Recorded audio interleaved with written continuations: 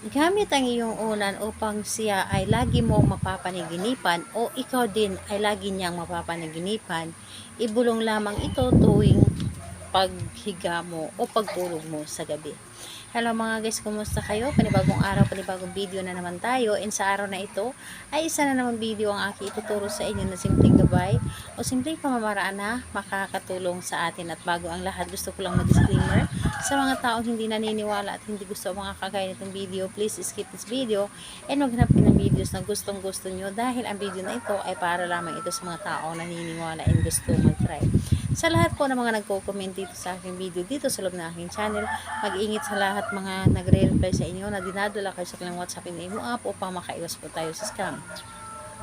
Ngayon po ituturo ko sa inyo gamit ang ating unan upang lagi tayong mapapanaginipan ng ating partner o ikaw din ay lagi mo siya mapapanaginipan, lalo na kapag ikaw ay nasa malayo o sobra mo na siyang nami-miss. And kapag ikaw ay kanya napapanaginipan, lagi siyang nag-iisip sa inyo at lagi kanyang mamimiss.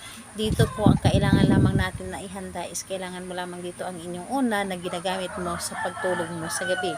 Yun lamang ang dapat nating ihanda. And syempre kapag handa na yung unan mo, kailangan mo lang din dito ihanda ang inyong sarili. I-claim mo sa inyong sarili na ito ay gustong gusto mong gawin. I-claim mo na buo ang inyong loob sa paggawa nito at buo ang inyong tiwala at paniniwala sa paggawa nito. And ayun po, kapag ready ka na, pwede mo na itong umpisahan. So ang gagawin mo lamang dito, napakadali at napakasimple lamang. So hawakan mo lamang ang iyong unan, yakapin mo na para bang siya yung niyayakap mo.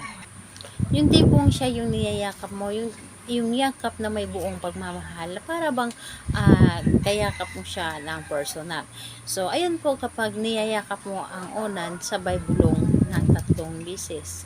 Lagi mo ako mapapanaginipan at ako lamang ang lagi mong mamimiss.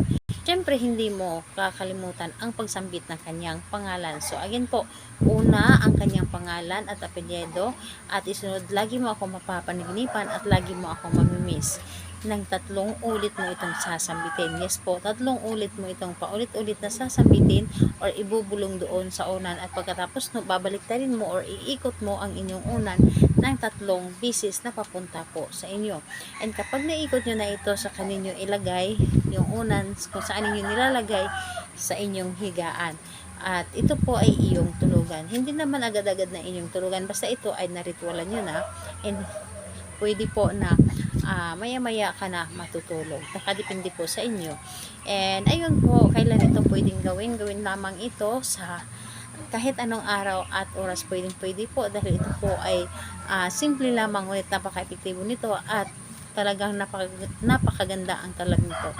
So ayun po, think positive lamang sa paggawa ng isang ritual upang mas mabilis ito mapapagana. And gawin niyo ito na mag-isa kayo at kailangan tahimik ang paligid para mas mabilis tayong mapapakinggan ng ating universe. So ayun, salamat po sa inyo. Bye bye everyone. God bless us all.